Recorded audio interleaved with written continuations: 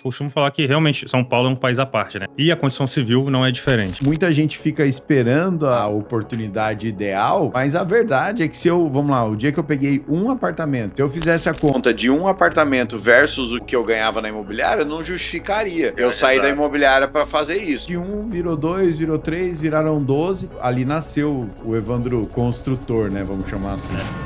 Hoje eu tô recebendo aqui Lucas Simas, um convidado de fora, um convidado que veio de São Paulo aqui para compartilhar com a gente a forma de trabalhar em São Paulo, a forma que ele trabalha lá. Hoje tem um estudo que 92% da população geral não se comunica bem. E os outros 8% se comunicam. Esses 8%, eles são bem-sucedidos, justamente por conta da comunicação. Concordo com você. Pelo construtor, a gente sempre usaria a inovação. O grande problema é que o cliente ainda não está preparado para certas inovações.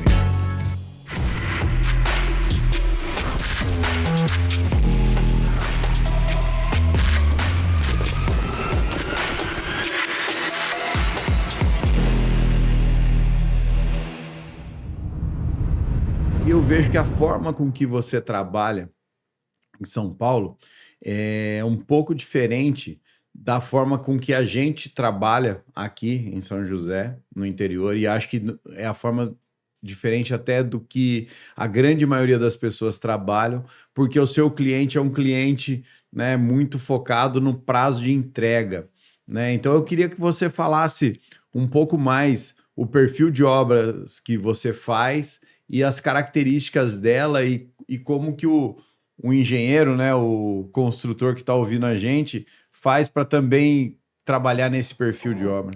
Vamos lá. Me formei no Rio de Janeiro. Lá também tem uma metodologia bem diferente daqui de São Paulo. Aqui é um país à parte. Eu costumo falar que realmente São Paulo é um país à parte, né? E a construção civil não é diferente. A construção civil de São Paulo, ela tem uma particularidade que é o tempo. É uma cidade que não para e todo mundo, né, quer sempre tudo muito para ontem, tudo muito imediato.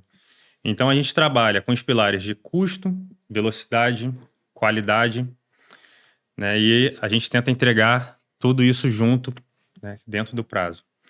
Então, para se destacar ali, principalmente na região central de São Paulo, para os clientes, a sua predominância, o cliente costuma fazer o quê? Ele te contrata, ele está com uma loja para fazer, ou um galpão, né, ele está pagando aluguel. O aluguel ali do centro está muito caro. Então, ele além de pagar o aluguel, que ele geralmente não tem a carência, ele ainda vai pagar a obra. Então, quanto mais tempo essa obra demorar, mais aluguel ele está pagando e, o principal, ele não está faturando. E um faturamento de uma loja ali no centro, né, dependendo do seu segmento, é 50 mil, 100 mil por dia. Então, cada dia de obra, ele está, além de estar pagando aluguel, está deixando de faturar 50, 100 mil por dia, né, e está pagando a obra. Então, ele está tendo essas três demandas, né, esses três desfalques, vamos colocar assim. Então, é o aluguel, a obra e a falta de faturamento. Sim. Então, o seu diferencial ali vai ser unir esses pilares de entregar com velocidade, mantendo um bom preço e a qualidade, né, de acabamento. E assim, esse segmento, né, Lucas, é um segmento que é o sonho de todo mundo, né? Porque é um segmento rico, né? É um segmento onde o cliente, como a partir do momento que ele tem um imóvel para trabalhar, ele consegue faturar, então ele também consegue pagar o justo, ele consegue te pagar no prazo, ele normalmente é um cliente que tem o recurso para fazer a obra. Como é que você chegou nesse mercado? Como é que você acabou se tornando especialista nesse mercado? Perfeito. Então, vamos lá. Eu entrei nesse mercado, apesar de eu ter me formado em engenharia civil no Rio de Janeiro. Vim para São Paulo, mas não vim para trabalhar com obra. Eu vim trabalhar, na época, com importação. Então, eu fiquei situado na região central. A predominância dos clientes de importação eram chineses, árabes, né, onde tem o domínio do comércio ali do centro. E aí, o escritório sofreu uma reforma. Eu fiz essa reforma por eu ter a formação de engenharia civil, né, mas eu não estava trabalhando. Eu falei, não, eu posso fazer a reforma do escritório, né, simples. Fiz essa reforma do escritório e foi chamado para uma confraternização com os clientes. Os clientes foram lá e o principal foco, que era a confraternização, não ficou sendo esse, ficou sendo os elogios, Pelo né, pela escritório. reforma, pelo escritório, porque eles conheciam como era antes, e eles gostaram, né, do tempo que eles viram, né? Então, assim, o cara teve um mês atrás, ele teve lá, depois um mês depois ele viu algo totalmente diferente, transformado, bonito, rápido.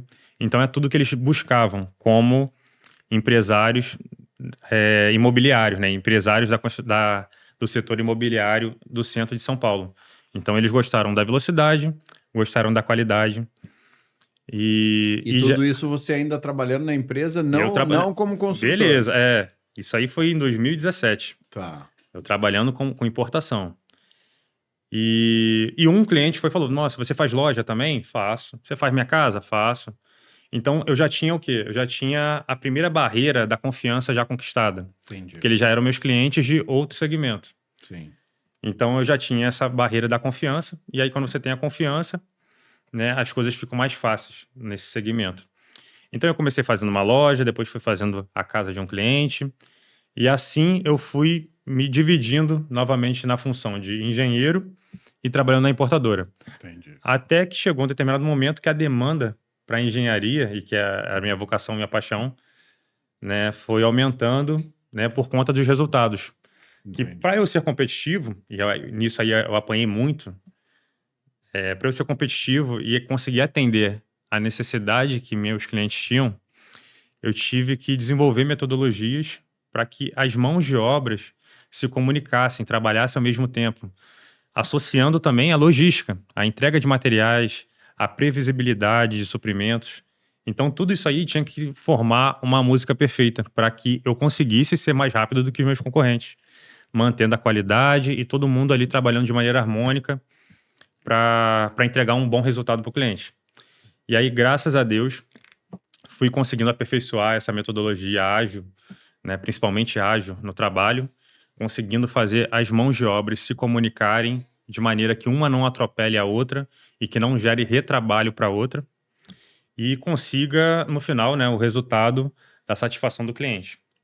E assim, ô Lucas, é engraçado que você falando aí em relação que a primeira barreira você já teria conquistado, né? Quebrado a primeira barreira, conquistado com o cliente, que é a da confiança, né?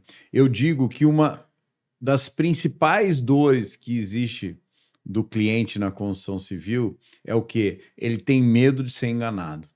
Então, assim, a partir do momento que você tem, que ele já conhece seus valores, que ele já conhece a sua postura, que ele já conhece a sua forma de trabalhar, mesmo que em outros segmentos, você já conquista isso, você já quebra essa objeção que é a questão da honestidade. Porque, infelizmente, a construção civil, ela é conhecida no mercado de uma forma onde todo mundo tem medo de ser enganado. O cara fala assim, putz, eu posso ser enganado pelo arquiteto que está fazendo uma casa maior do que eu preciso só porque ele vai receber mais com uma casa maior. Eu posso ser enganado pelo engenheiro, eu posso ser enganado pelo pedreiro. Então, assim, então ele já chega totalmente na defensiva.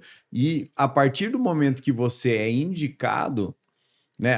Primeira coisa, né? A partir do momento que você faz um serviço com clareza, com verdade acima de tudo, com seus valores muito estabelecidos, o que acontece na prática? Você passa a ser indicado. E a partir do momento que você passa a ser indicado, isso aí ele já é uma barreira vencida, né? Então, assim, isso é muito importante. Exato. Essa parte da confiança, então vamos lá, no início eu pensei muito em como desenvolver melhor a minha obra em si. Então eu estava pensando na velocidade, qualidade, mão de obra.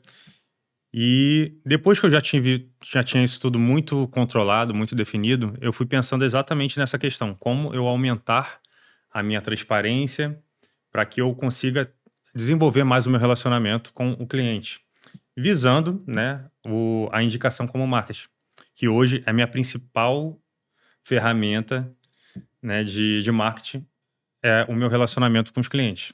Então, geralmente, todos os meus clientes, eles se tornam, né, são ali 1 ano de obra, 6 meses, né? A gente faz uma boa relação com o cliente, então tem essa confiança, ela é reforçada. E depois vem a parte de, beleza, sua obra está toda redondinha, agora como eu posso melhorar a minha comunicação, a minha relação com o cliente?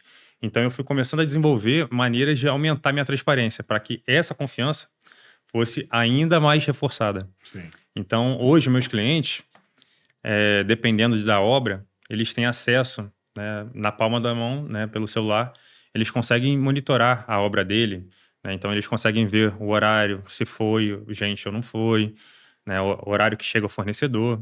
Então ele tem essa transparência. E aí com os relatórios, né, com a sua comunicação, isso é muito fortalecido.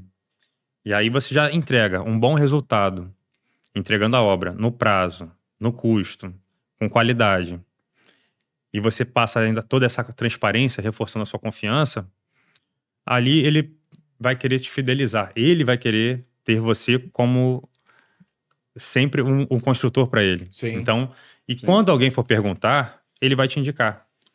Então, você vira o a transparência, a confiança é a base. Esse episódio é um oferecimento da Constru Black, um clube de empresários da construção civil do Vale do Paraíba. Se você é empresário da construção civil e quer saber como é que funciona, eu vou deixar o link na descrição aqui abaixo. Valeu? Um abraço. E a vantagem para você que está nesse mercado é o seguinte, né? O comerciante, o empresário de uma forma geral, o que eu sempre comento, Lucas? É muito difícil o empresário, não só brasileiro, mas o empresário que empreende no Brasil, não passar com muita força pelo mercado imobiliário, né? Não investir com muita força no mercado imobiliário, porque pelas questões de garantia e culturalmente, né? Vamos dizer assim.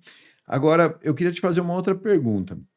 Vamos lá, então você pegou uma primeira obra, é engraçado que não só eu, não só você, mas assim, mas a grande maioria, não sei também se é a maioria, mas muitas pessoas, eu comecei terminando apartamento. Eu trabalhava na imobiliária do meu pai, aí a gente vendeu um lançamento, um prédio, né? Participou das vendas de um lançamento e eu ficava no plantão lá durante o período de obra. E nisso eu fui, pega um apartamento de um amigo para terminar, pega outro, no mesmo prédio, eu fiz 12 apartamentos, né? Então assim, muita gente fica esperando a oportunidade ideal, mas a verdade é que vamos lá, o dia que eu peguei um apartamento, se eu fizesse a conta de um apartamento versus o que eu ganhava na imobiliária, não justificaria eu sair da imobiliária para fazer isso. Mas só que de um virou 2, virou 3, viraram 12, e ali nasceu o Evandro construtor, né? Vamos chamar assim. É aquele ditado, né? Primeiro você começa, depois você melhora. Melhora, né? Exatamente. E é isso. E aí eu queria entender esses estágios, né? Vamos dizer assim. Então você começou ali como um pequeno empreiteiro, um pequeno construtor, certo? Terminando, fazendo reformas, tal. E hoje você está passando por uma estruturação de virar realmente um empresário da construção civil, né? O que você enxerga das dificuldades, das dores da primeira fase e dessa realidade que você vive hoje? Então, eu costumo falar que tudo é medido pela sua ambição. Então, eu como iniciante ali na construção civil, pegando uma reforma, uma loja, ele já me remunerava, né, para viver. Mas eu tinha uma ambição e eu via a competência, via a capacidade de oferecer mais, de proporcionar mais. Então, eu fui desenvolvendo o que eu tinha como dor, o que eu precisava para crescer. Então, eu fui me espelhando em grandes construtoras, né, o que eles tinham que faltava em mim.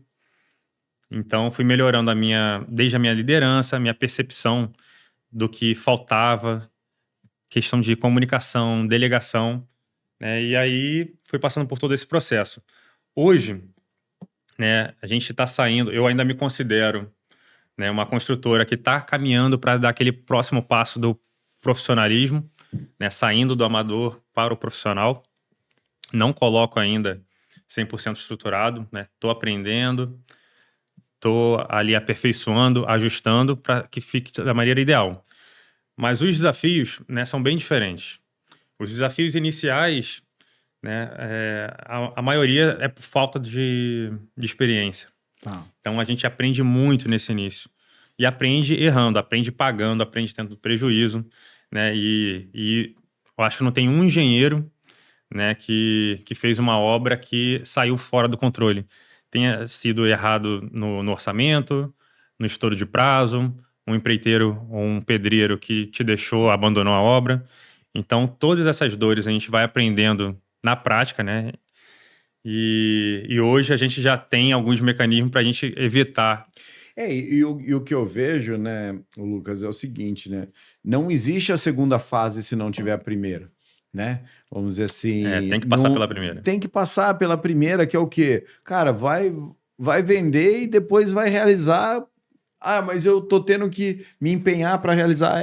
O que a gente vende é a obra pronta, né? A gente não vende um produto pronto, a gente vende algo que a gente ainda vai ter que realizar. Então, na Isso primeira aí. fase da construtora, realmente vender é muito necessário. Na segunda fase, que é aí que eu acho que a gente tem que tomar cuidado, é o seguinte: vender continua sendo necessário, né? Então, assim, eu gosto muito da fala que tá todo mundo dizendo hoje na internet. Passou um período que a fala era saia do operacional, né? Exato. Ainda Exatamente. bate muito nisso, né? Isso. Só que você tem que sair do operacional, mas ir para o tático e para o estratégico.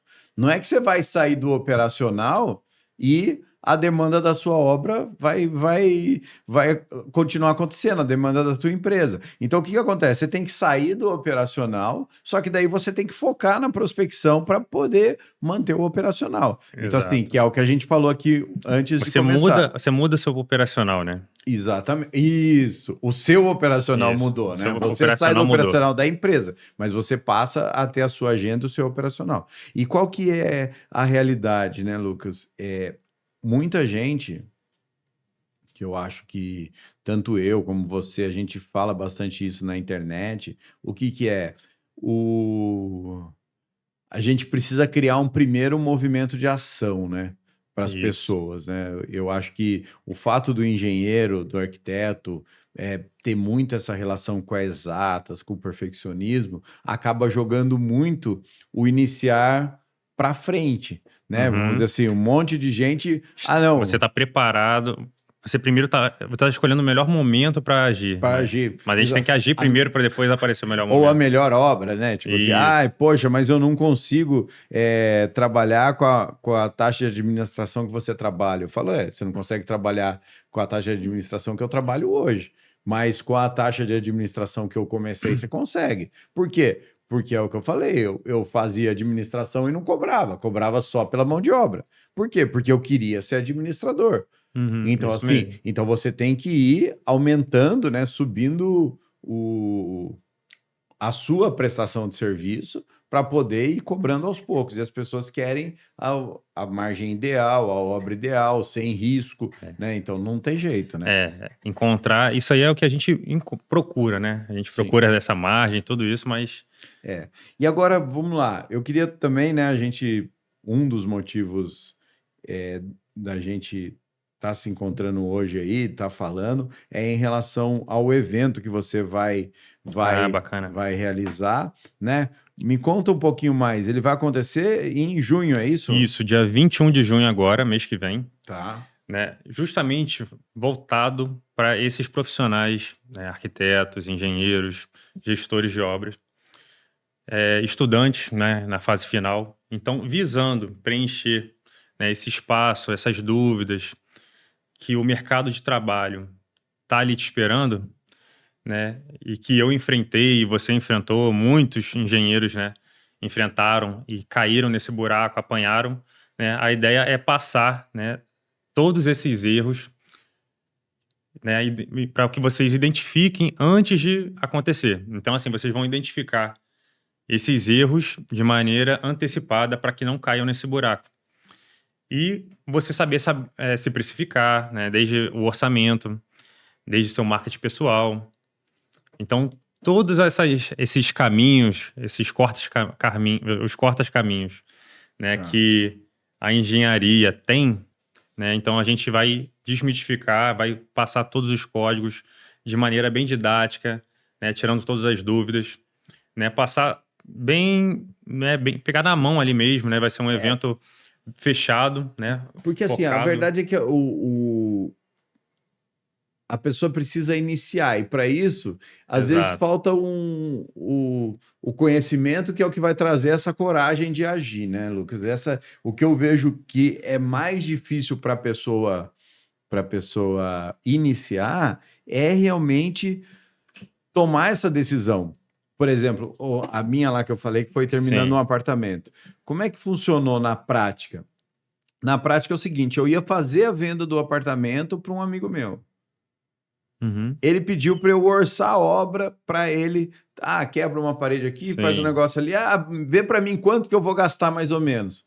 Cara, você dá aquela orçadinha meio para baixo, né? Para Exato. ajudar, Pra... para ajudar a venda, né? Aí ele falou assim: "Ah, se você fizer por isso, eu compro o apartamento". Ali, o que eu percebi? Perdeu Que o dinheiro da reforma e da comissão da venda aí, né? Então, mas ali eu percebi um negócio que era o seguinte: tá bom, eu ia ganhar um pouquinho menos na comissão, ia ganhar um pouquinho menos na reforma, Tá. mas ainda era mais do que ganhar em um só, Exato. né? Então, assim, às vezes, para a gente iniciar, precisa de um empurrão desse. E Sim. quando o que eu gostei dessa sua ideia do, Do do evento em si, evento né? é o quê? Não ficar algo, como é que eu vou te falar assim? Algo muito Mais do mesmo ali, né? pouco palpável, entendeu? Sabe? Aham. Prometer muito, Isso. né? Assim, a verdade é que não é necessário muito para se iniciar. Para se iniciar, você só precisa ter confiança. É o Porque, primeiro assim, é empurrãozinho o ali. primeiro empurrão, porque ninguém vai começar com uma grande obra. Ninguém vai começar fazendo um prédio, ninguém vai Exato. começar fazendo uma casa do zero no condomínio. Quase todo mundo começa com uma reforma. Quase todo mundo começa com entendendo, só fornecendo mão de obra. Então, assim, então você vai entendendo tudo isso e vai entrando no mercado. Agora, se você esperar o momento ideal, você não vai começar nunca, Exato. né? E assim, e qual que é a Uhum. expectativa aí do evento? Vai ser um dia inteiro? Como é que você está desenhando isso? Já está desenhado? Ainda não? Sim, sim, a gente tem desenhado. É um sábado o dia inteiro, né? Tá. Então, além de mim, como palestrante, vão ter outros profissionais lá. Então, vai ter profissional de arquitetura, vai ter profissional de inovação. A gente vai trabalhar com desenvolver a parte de liderança, porque não tem como um bom engenheiro não ser um bom líder. É isso Então, a gente demais. vai ter que, né, fazer. E o cara vai ser um bom líder quando ele tiver bastante segurança. Então, É. assim, a gente vai dar segurança, né, através de conhecimento, vivência, e aí ele vai se desprendendo, vai tendo segurança, e aí, naturalmente, ele vai ser um bom líder. Então, a gente tem que trabalhar muito a comunicação, né? Você comentou, né, que a gente trabalha muito a parte de exatas, né? A gente fez exatas, mas para dar um próximo passo, a gente deixa o exatas um pouco de lado e a gente se torna muito mais humanos, Sim, né? Então a gente vai para a área de humanas, onde o principal ali é o seu relacionamento. sim. Você entender desde a negociação com o seu cliente, com o fornecedor, com a sua mão de obra. Então, no final, a negociação ali faz a diferença no seu resultado final, tanto para satisfação do cliente, que ele acha justo pelo que pagou, quanto com o seu fornecedor e, obviamente, o seu reconhecimento pelo lucro. Então, porque assim, na verdade, né, a grande maioria foi para engenharia, porque é bom de conta, né?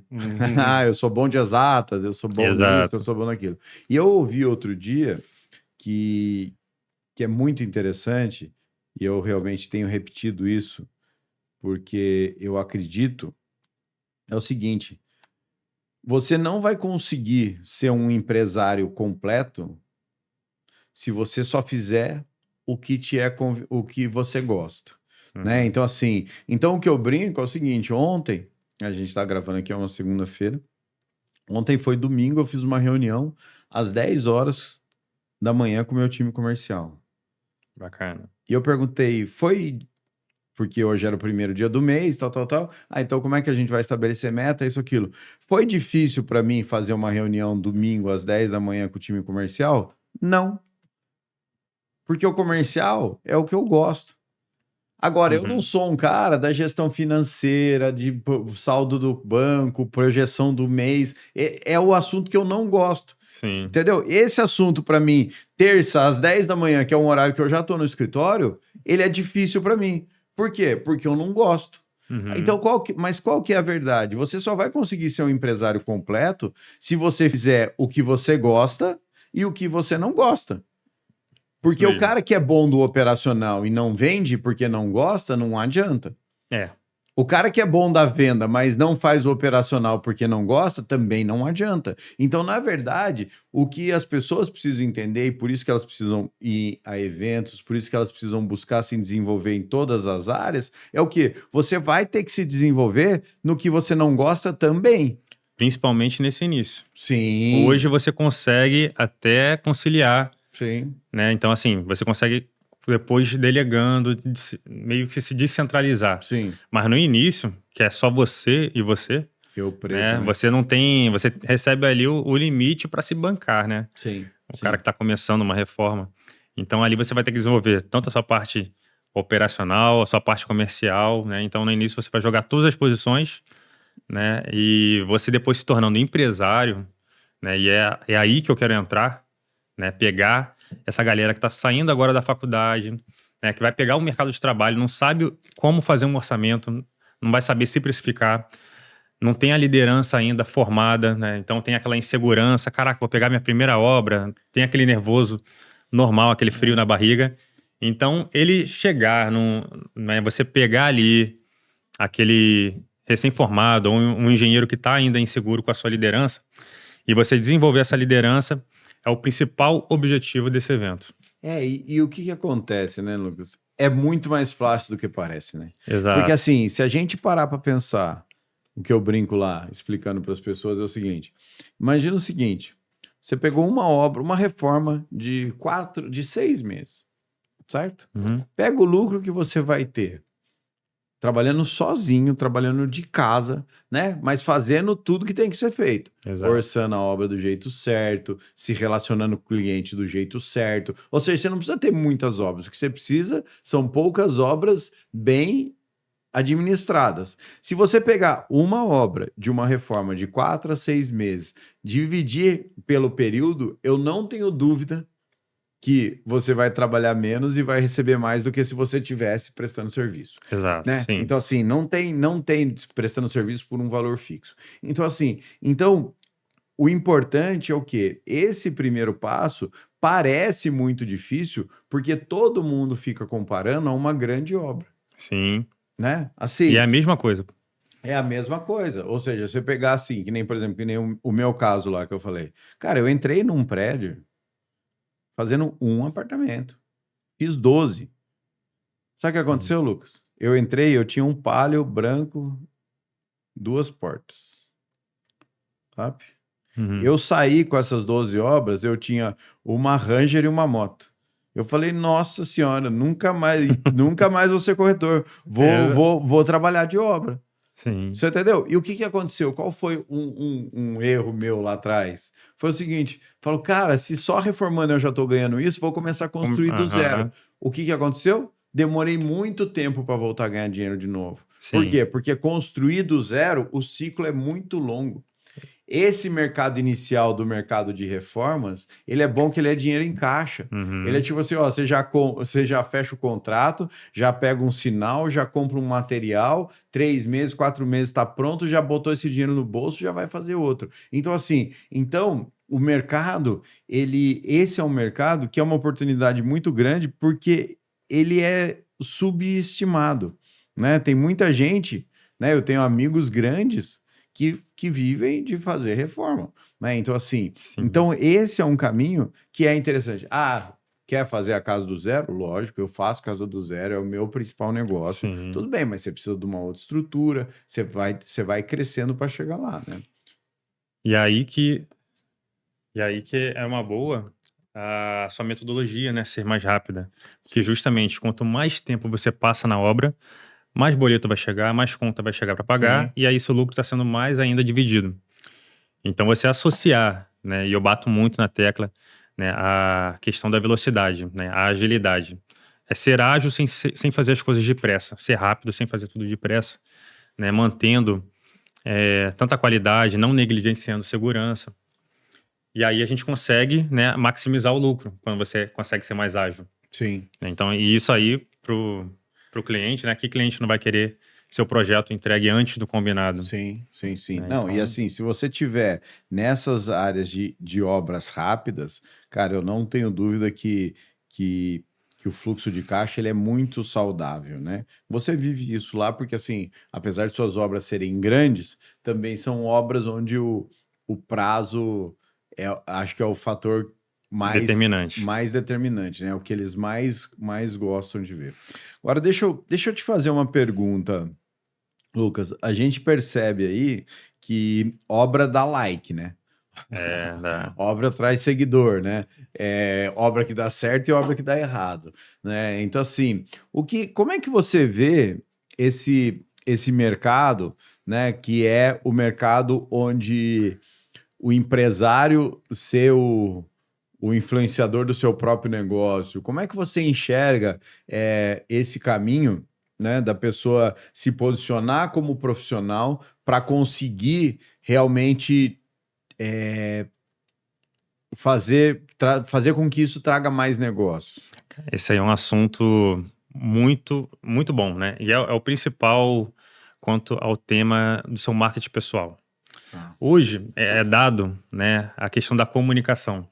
E é o que eu bato muito também na construtora, é o canal de comunicação entre os colaboradores, gestores. E hoje, se você é um líder de uma empresa, né, você botando a cara, né, também, eu acho que tá agora batendo muito no Instagram, a galera mostrando assim, fulano botou a cara, a loja vendeu mais. Silvio Santos botou o rosto, o SBT teve mais audiência, a Magalu, e realmente, a pessoa compra a pessoa, Sim. né, então ela vai passar até ali aquela relação ainda que, né, te vendo algumas vezes na semana, no mês, mas ela vai começar a ter uma imagem, uma figura para aquela empresa, para aquela obra, né? E isso gera confiança, já pega aquela primeira barreira, né, que a gente, né, o cliente tá vendo ali outra pessoa, né? Sim. Tá vendo assim, né, é uma pessoa como eu, também tem problemas, né? E tá enfrentando ali o dia a dia, como é que ele fala com o funcionário, pô, bacana como ele administrou isso e aquilo. Então, a comunicação. Hoje tem um estudo que 92% da população geral não se comunica bem, não se comunica. Sim. E os outros 8% se comunicam. E esses 8%, eles são bem-sucedidos, justamente por conta da comunicação, né? Então, todo vendedor, ele é um bom comunicador, mas nem todo comunicador é um bom vendedor. Sim. Então, hoje, a gente está vendendo todo dia, né? Sim. Então, essa parte de colocar o seu dia a dia na internet tem vendido bastante, né? Então, quando eu falo venda, não é que um cliente vai te contratar, mas aí ali você vai começando a ganhar mais autoridade, você vai se tornando uma referência. Sem dúvida. E assim, você na empresa de importação, você trabalhava na área comercial ou em outra área? Eu comecei trabalhando exatamente na área comercial. Então, assim, eu tinha que ir para a rua, bater de porta em porta, aquela prospecção fria, né?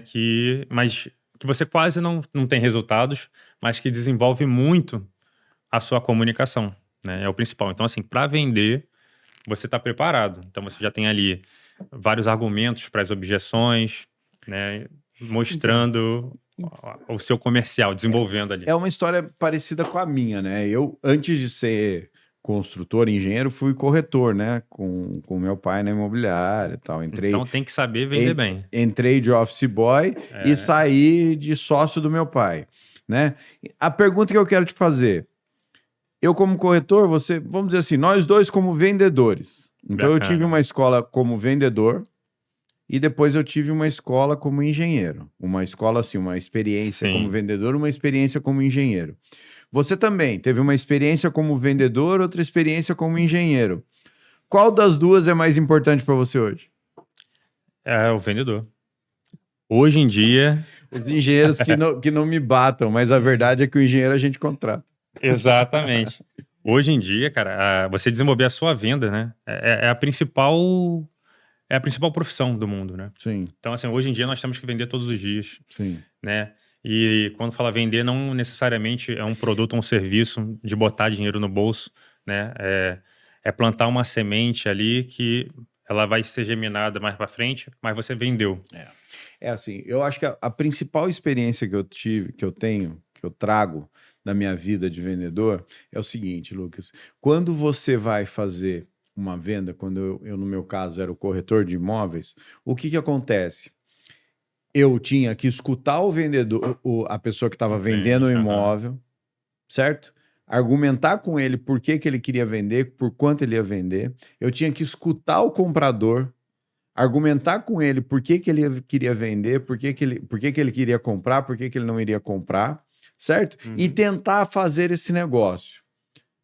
Se o negócio acontecesse, eu era remunerado por isso, Perfeito. certo?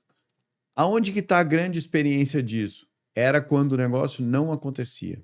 Porque quando o negócio não acontecia, o vendedor continuava com o imóvel, o comprador continuava com o dinheiro dele e eu tinha trabalhado, mas não estava recebendo nada. Uhum. Então, assim, então isso trouxe para mim um foco em trabalhar de forma a efetivar esses negócios e não trabalhar da forma errada. Hoje, o que eu percebo é o seguinte: o pessoal vira e fala assim, nossa, mas aquele cliente, eu falo, cara, esse cliente não vai comprar. Esse cliente não vai comprar por isso, por isso, por isso, por isso.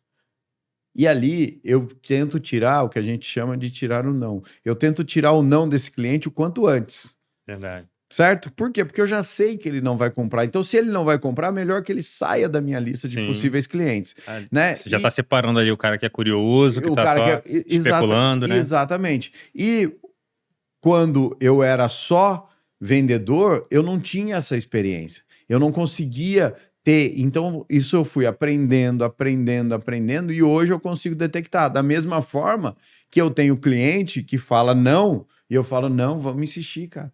Esse cara tem Uhum. todas as características para contratar o nosso serviço.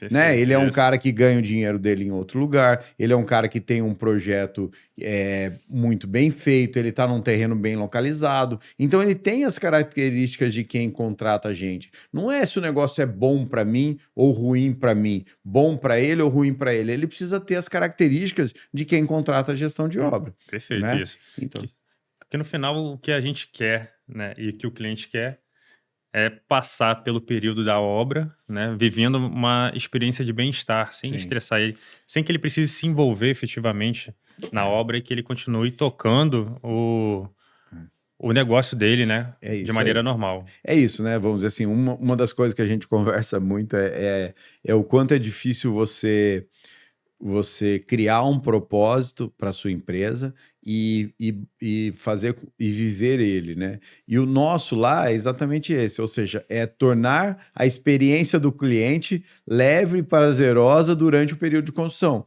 Ou seja, porque Perfeito. no fim do dia, o que ele quer é que não aconteça o que ele acha que vai acontecer, porque todo cliente que vai construir acha que vai ter dor de cabeça, acha que vai estourar o prazo, acha que vai estourar o preço. Então, ele também já vem armado contra você. E a hora que Já. ele consegue entender que você, como gestor de obras, é um aliado dele e não um cara contra ele, é o melhor dos mundos. E você já antecipar também, né, mostrar para ele que a obra dele vai dar problema, né, ele já vai assim: "Cara, pô, todo mundo vai falar que não vai ter problema". Sim. E aí você já começa a falar a realidade Sim. dele, a realidade da obra. "Ó, a obra vai ter problema, qual o problema? Não sei ainda, mas vai ter".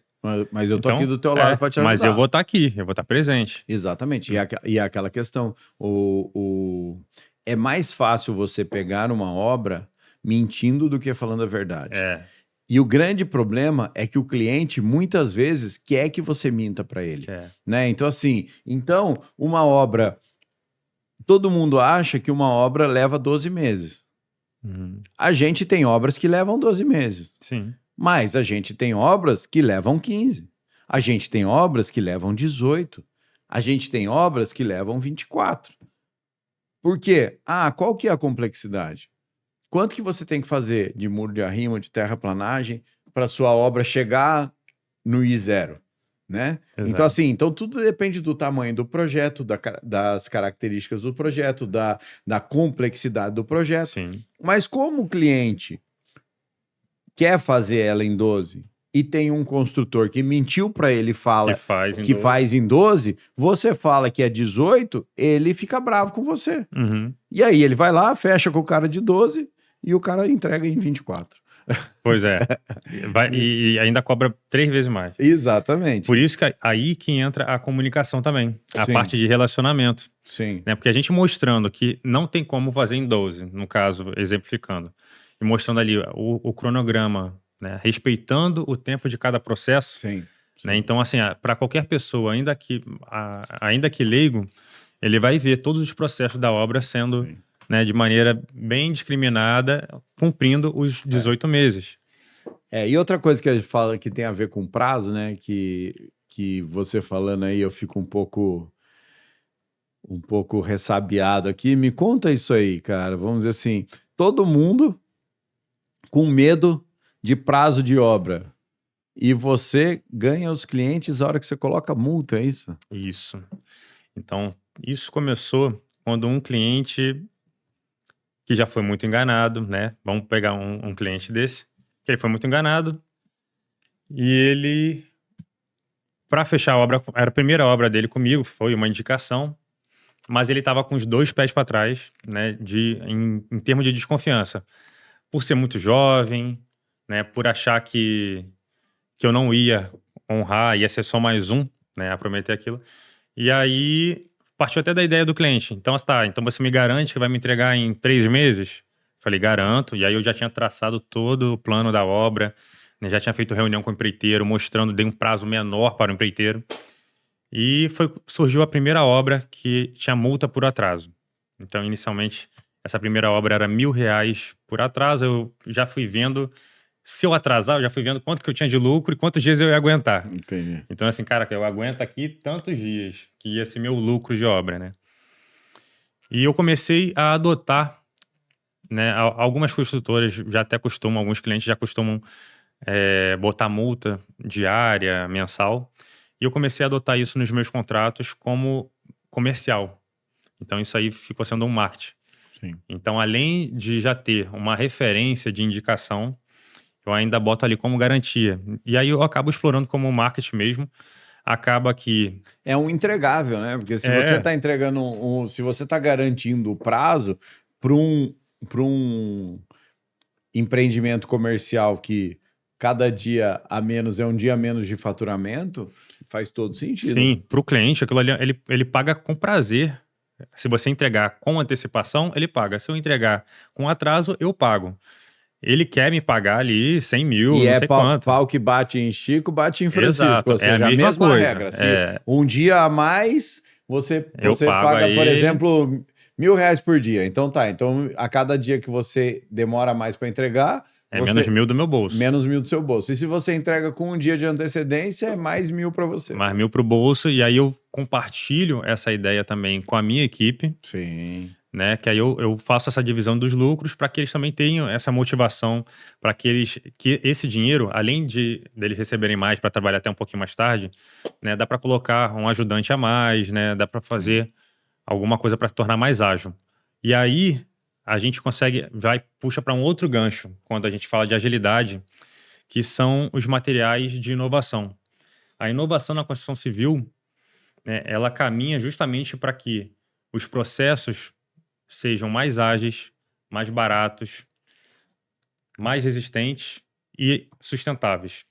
Então, a gente pegar esses 4 pilares que a inovação oferece e a gente conseguir colocar no nosso modelo de obra, a gente vai ter um resultado muito mais satisfatório, tanto para o profissional quanto para o cliente. Que ele vai ter uma obra, quem não vai querer uma obra mais rápida, uma obra mais barata, mais resistente, e aí de quebra é sustentável. Sim. Então, a gente conseguindo associar, né, colocar a inovação dentro do canteiro de obra, dentro da construção convencional, seja ela de estrutura metálica ou de tijolo, concreto armado, a gente consegue inserir para buscar esse resultado. Então, eu sou um grande adepto, um grande fã, né, da inovação justamente por conta desses pilares que eles podem contribuir na construção. E assim, eu gosto muito daquela sua fala, que é o seguinte, né? Eu concordo com você.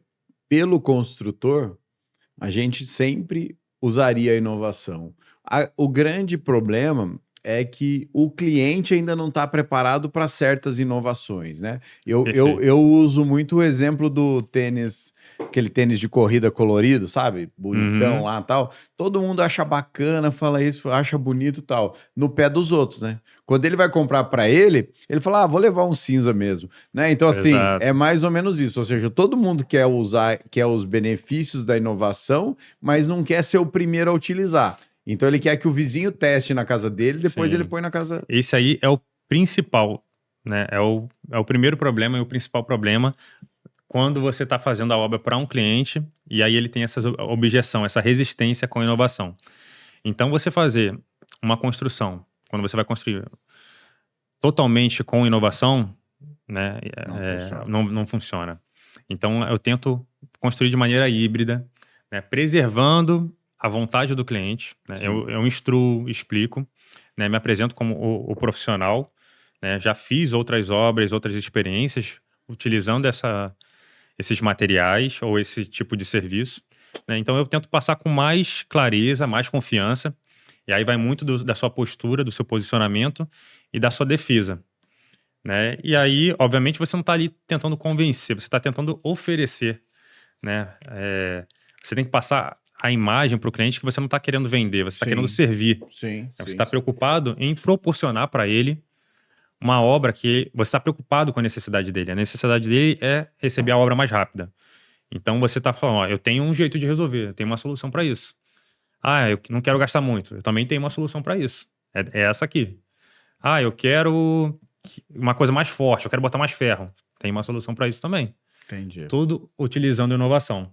Então a gente mantém a construção dele tradicional e aí insere, né? Então, assim, pega um substituto de reboco, um substituto de argamassa, né? Então, uma parede, uma placa cimentícia, um fechamento externo que a gente pode fazer tudo em placa cimentícia e agilizar o processo.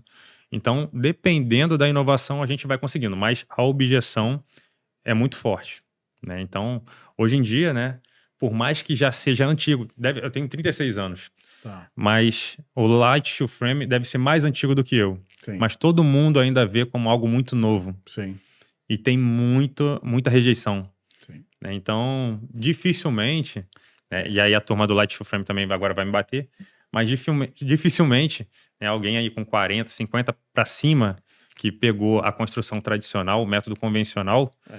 né, ele vai fazer a sua primeira casa ou a sua casa principal toda em drywall, steel frame, né? Então, e na verdade, né, ainda bem, né, Lucas? Porque assim, se a gente parar para pensar, o Light Steel Frame, por exemplo, não representa quase nada da construção. 5%. 5%. E as indústrias já trabalham a pico, entendeu? Então, assim, por quê? Porque é aquilo que eu falei, que nem você falou, a inovação ela não acontece do dia para a noite. Ela vai acontecendo e a gente não vai percebendo. É. Mas, por exemplo, beleza, eu nunca fiz uma casa do zero de light steel frame, certo? Uhum. Nem Só eu. que deve fazer uns 5 anos, uns 10, uns 5 anos no mínimo, né? Que a gente não sobe um bloco de cimento numa reforma de apartamento. Antes a gente Perfeito. subia. Você entendeu? Então, assim, por um lado, numa obra, a mesma coisa que a gente tá falando para uma obra residencial, fazer uma casa do zero é difícil, mas também é difícil hoje em dia você fazer uma. A gente fez algumas obras de telemarketing, isso, aquilo, onde as divisórias, isso, aquilo, foi tudo feito por steel frame, drywall, alguma Drywall, coisa nesse aham. sentido. Ou seja, o material ele está sendo aplicado, Tá. né? O que está acontecendo é mudando a cultura aos poucos, né? Isso é um dos problemas. O outro problema que eu vejo é o quê? O brasileiro, ele quer a obra mais rápida, mas ele não tem fluxo de caixa para o mais rápido, Uhum. né? Porque assim, lá Steel Frame ele tem um problema. Cara, é 40% de sinal. Você Isso. entendeu? Você vai pegar a casa inteira e vai falar assim, ó, tá bom, toma aqui, ó, 40% de sinal para eu poder fabricar. Aí você fala, caramba, eu não tenho esse fluxo. Eu prefiro ir, né? Uhum. Faz a fundação, contrata, vai fazendo. Então, assim, então tudo isso é como é que eu vou te falar? É uma evolução que está acontecendo, mas está acontecendo na surdina, Exatamente. devagarinho, que é bom pra gente. No setor da construção civil, né, na verdade, a construção civil é o setor que está mais atrasado em relação à tecnologia e Sim, inovação. sim. Então, diversas áreas, diversos setores, então, indústria de cosméticos, maquiagem, indústrias do próprio agro, então eles estão mais avançados em tecnologia e inovação do que a construção civil. Hoje, o setor da construção civil é o que está em último lugar quanto à inserção de tecnologias, IA e a inovação em si. É. Então, assim, tem um muito caminho realmente ainda a ser explorado por isso, né? Então, a mesma coisa a parte de rejeitos, né? Sim. Então, hoje a construção civil, o que ela produz de lixo, de rejeito, né? Então, é muito grande. E aí a inovação também é isso. O que a inovação faz? Ela está vendo todas as principais dores, né? E tenta uma solução para cada dor, Sim. né? De maneira, né, a tornar todo o processo mais ágil, mais rápido, né? Sustentável. Sim. Agora vamos lá, aquela perguntinha clássica, né? Você sendo engenheiro, imagina que você tivesse saindo da faculdade hoje. Como é que você faria para se inserir no mercado? Por onde você começaria, né? Lá na minha época, você tinha que fazer um estágio numa boa construtora, você tinha, né? E hoje, o que você faz? Primeiro você vai atrás de obra, primeiro você monta um Instagram. Se formou hoje, não fez nada até hoje, o que você faria? Eu tive uma vantagem que, assim como muitos engenheiros hoje são formados, né? Eu nasci num ambiente ali todo de obra, né? Então eu chegava do colégio, eu, lá, 5, 6 anos, eu brincava com os pedreiros, brincava de virar massa. Então eu sempre tive muita confiança e segurança. Mas, assim como todo recém-formado, saindo hoje da faculdade, né, para pegar a primeira obra, tem aquela insegurança, tem aquele frio na barriga. Mas por eu ter muita coragem, muita ambição, né, então eu sempre encarei tudo aquilo. Não, joga para mim que eu vou fazer. Mas praticando a segurança. Então, se fosse para dar um conselho, eu ia dar um conselho para os engenheiros praticarem a confiança mesmo sem ter, que foi um diferencial para eu dar largada. Entendi. Então, o meu início, né, no início não tem jeito, você tem que praticar a sua confiança até que realmente você seja confiante, né? Até que realmente você esteja seguro e aí a sua liderança ela vai desenvolver naturalmente. Então, Então, pegar obra é muito mais tem que comportamento ter, do que técnica. tem que ter coragem primeiro. Entendi. Então, assim, nunca fugi de obra. Então, eu lembro quando foi meu primeiro prédio, né? Então, eu como engenheiro já formado, e eu ficava olhando, caraca, como é que os caras fazem um prédio, né? Depois que você se forma, você começa a ver a rua, começa a ver as obras, tudo com um novo olhar, né? Então, hoje, até hoje, né? Normal, a gente tá dirigindo, caraca, que muro de arrimo aquele, pô, aquela contenção bonita, como é que tá fazendo aquele prédio, como é que tá esse balanço, como é que conseguiu colocar aquela viga. Então, a gente fica vendo com a percepção de vista diferente. E eu nunca tive preocupação ou medo, né, de construir essas grandes obras. Então, eu coloco também uma parcela do sucesso pela coragem, é muito importante. Sim. Ontem eu vi um podcast, se eu não me engano, era do Jota, sobre novos negócios e com o que trabalhar, né?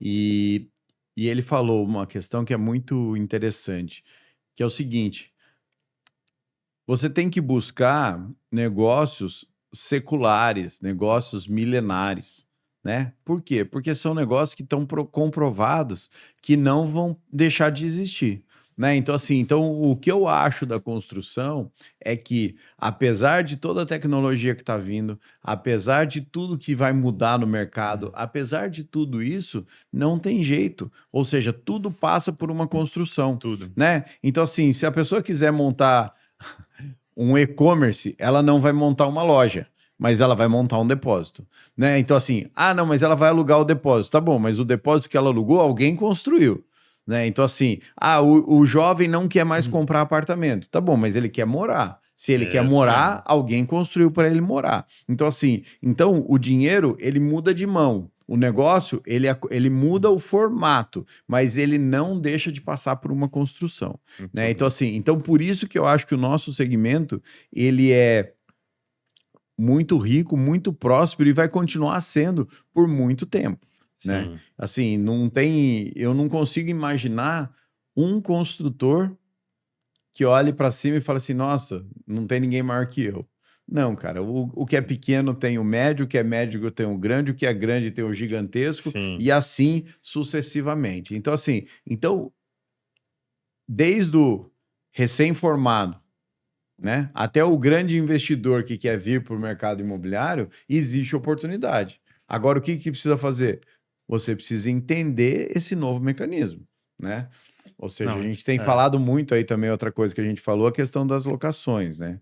Ou seja, cara, o que está tendo de empreendimento voltado 100% para locação é uma piada. A gente tem uma vantagem de estar muito próximo a São Paulo aqui, a São Isso. Paulo capital, né? E o que eu brinco é o seguinte, cara, o que acontece em São Paulo vai acontecer em São José, né? Então assim, e antes a gente aqui em São José até hoje, você vai lá, faz um prédio, um empreendimento, que nem a gente está fazendo, são 60 apartamentos, beleza?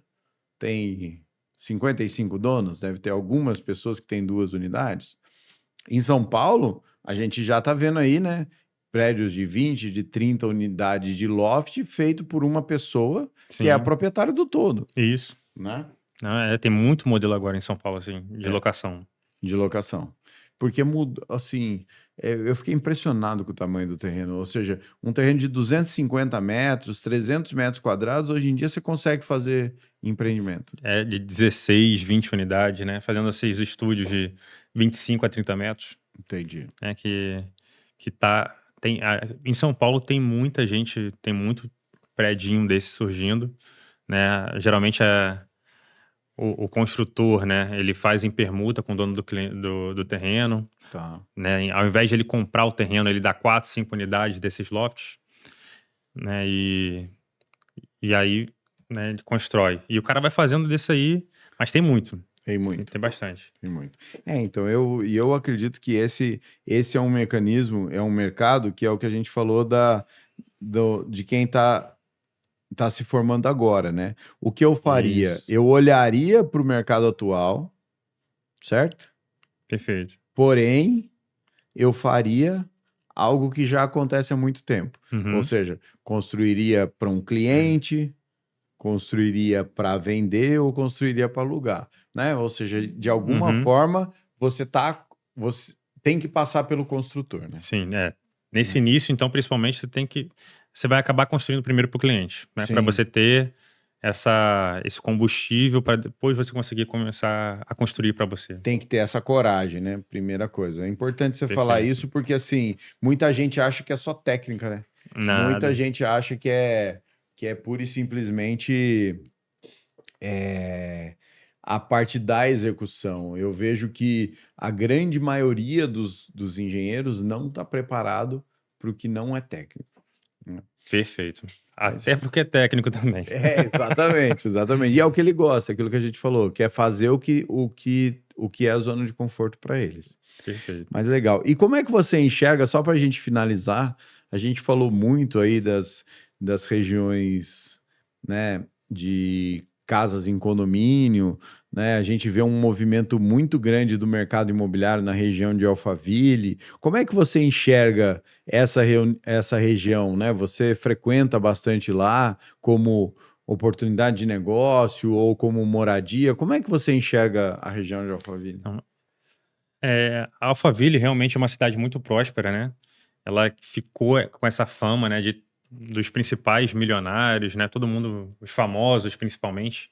Então, hoje, né, tem MC, os empresários, todos na cidade ali concentrados. Então, ela ficou com essa fama de uma renda per capita muito concentrada, muito dinheiro circulando em pouco espaço. Então, Isso em todas as áreas. Na construção civil também não foi diferente.